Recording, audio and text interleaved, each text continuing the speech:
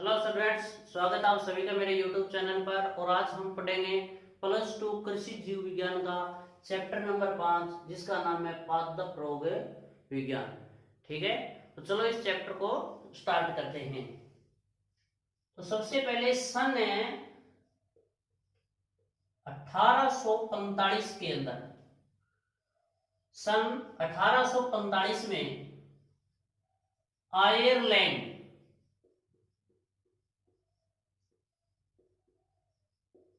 Ireland के अंदर आलू की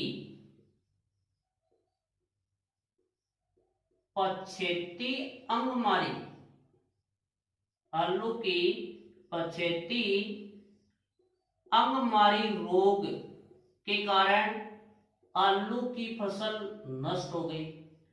आलू की फसल है नष्ट हो गई और इस फसल के नष्ट होने से आयरलैंड के अंदर भयंकर अकाल पड़ा और इस अकाल को आयरिश दुर्भिक्ष के नाम से जाना जाता है। आयरिश दुर्भिक्ष के नाम से जाना जाता है। ठीक है, यानी सन 1845 के अंदर आयरलैंड के अंदर आलू की पछेती अंगमारी रोग के कारण आलू की फसल नष्ट हो गई। आलू की फसल नष्ट होने के कारण आयरलैंड के अंदर भयंकर अकाल पड़ा और इस अकाल को आयरिश दुर्भिक्ष के नाम से जाना जाता है। ठीक है, तो भूख के कारण 12.5 लाख लोग 12.5 लाख लोग मारे गए। लगभग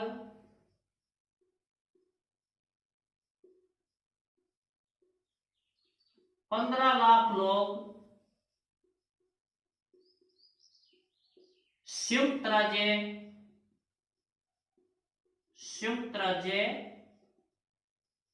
अमेरिका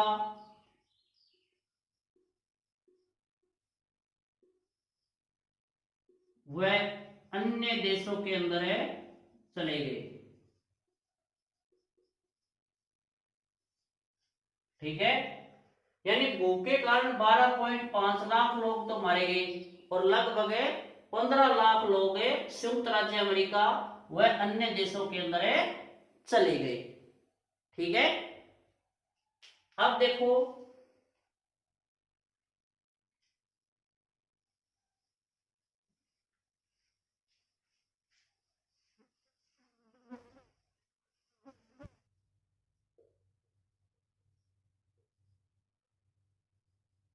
फ्रांस में अंगूर के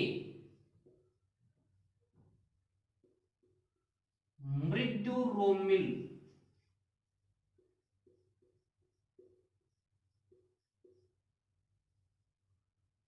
आसिता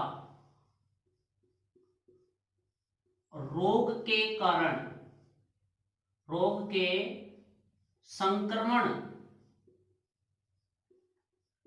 के कारण अंगूर की फसल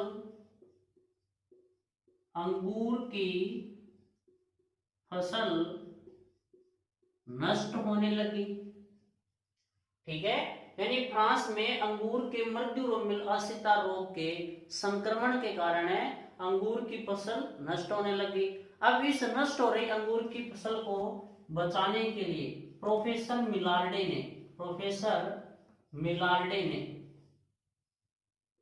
बोर्डो मिश्रण की खोज की। बोर्डो मिश्रण की खोज की।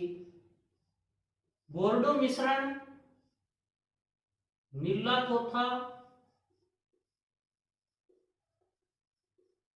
प्लस चूना प्लस पानी का निश्चित अनुपात में बनाया गया मिश्रण है।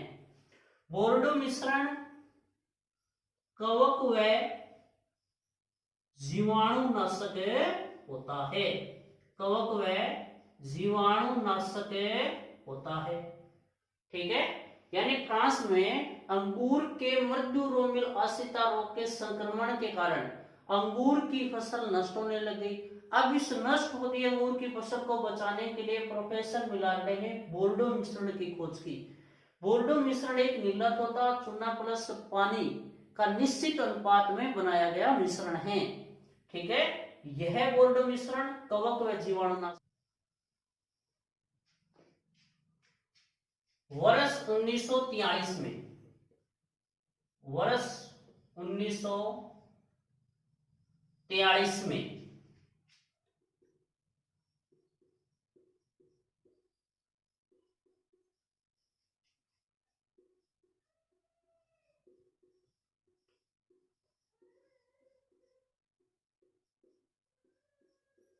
वर्ष 1943 में brown leaf spot of rice के कारण चावल की फसल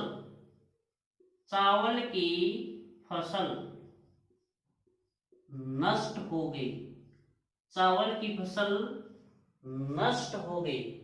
इस कारण भारत में भयंकर अकाल पड़ा। भारत में भयंकर अकाल पड़ा और इस अकाल को बंगाल का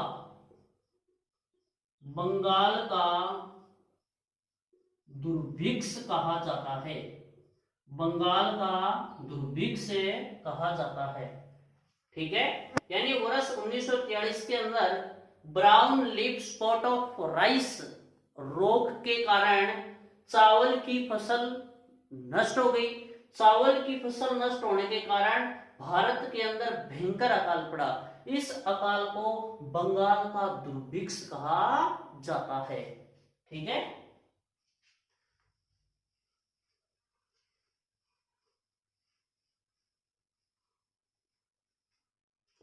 उसके बाद देखो कि वेक्समैन एक वैज्ञानिक का नाम है। वेक्समैन ने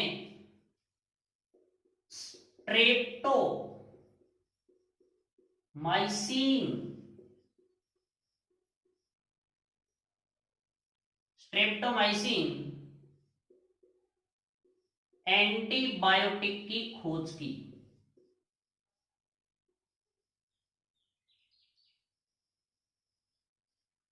वेक्समैन ने स्ट्रेप्टोमाइसिन एंटीबायोटिक की खोज की। स्ट्रेप्टोमाइसिन एंटीबायोटिक ये पादप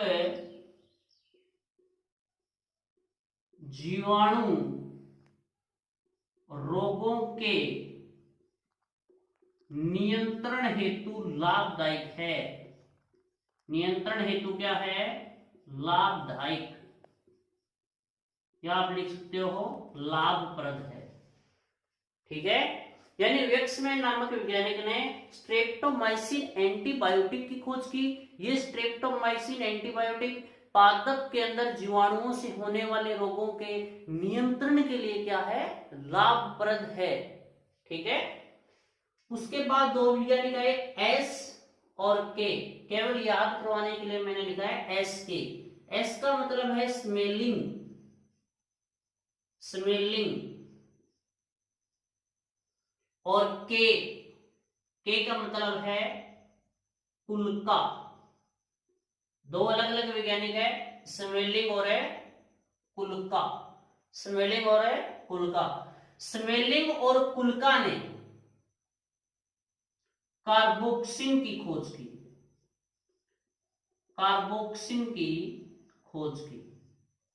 कार्बोक्सिन एक सर्वांगी कवकनाशी है। सर्वांगी कवकनाशी है।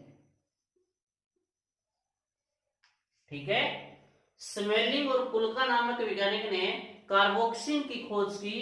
कार्बोक्सिन एक सर्वांगी कवकनाशी है। सर्वांगी का मतलब होता है ऐसा रसायन जो पादप शरीर के अंदर ही अंदर फैलता हो, उसके लिए नाम आता है सर्वांगी। और कवकनाशी, कवकनाशी का मतलब होता है वे ऐसा कोई पदार्थ जो कवक के लिए विषैला हो तथा कवक को नष्ट करने में सक्षम हो, उसे बोलते हैं कवकनाशी। क्या बोलते हैं? कवकनाशी। ठीक है। तो परीक्षा के अंदर अगर आपको पूछे कार्बोक्सिन की खोज किसने की, तो स्मेलिंग व कुल्का ने की। स्मेलिंग व कुल्का ने की। अगर आपको पूछे कि स्ट्रेप्टोमाइसिन एंटीबायोटिक को किसने खोजा, तो आपका आंसर क्या जाएगा? वेक्समैन। क्या जाएगा भाई? वेक्समैन। ठीक है।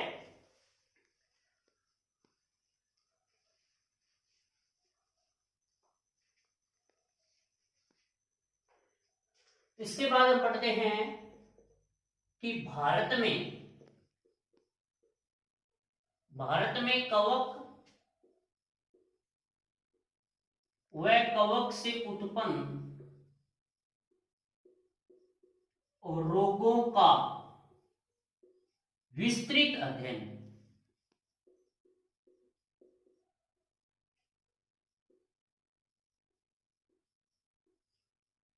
कवक व कवक से उत्पन्न रोगों का विस्तृत अध्ययन ईजे बटलर ने किया।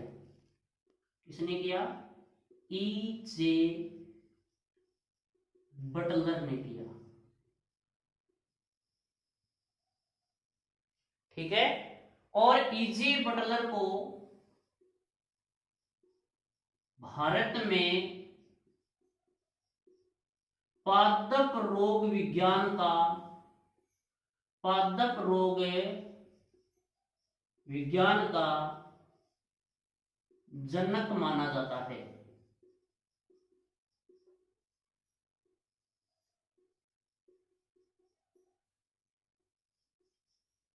ठीक है। बहुत ही इंपॉर्टेंट क्वेश्चन है यहाँ पर। अगर आपको पूछे कि भारत के अंदर पादप रोग विज्ञान का जनक किसे माना जाता है, तो आप लिखेंगे ईजे बटलर। परीक्षा की दृष्टि से वेरी वेरी इंपॉर्टेंट क्वेश्चन है ये। ठीक है। पादप, भारत में पादप रोग विज्ञान के जनक का नाम बताइए, तो आप लिखेंगे ईजे बटलर। ठीक है।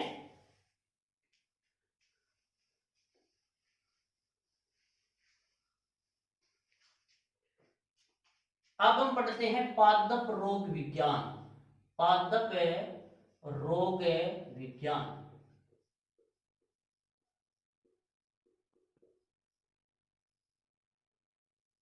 इसको इंग्लिश में कहते हैं प्लांट पैथोलॉजी। प्लांट पैथोलॉजी, या आप लिख सकते हो फाइटोपैथोलॉजी।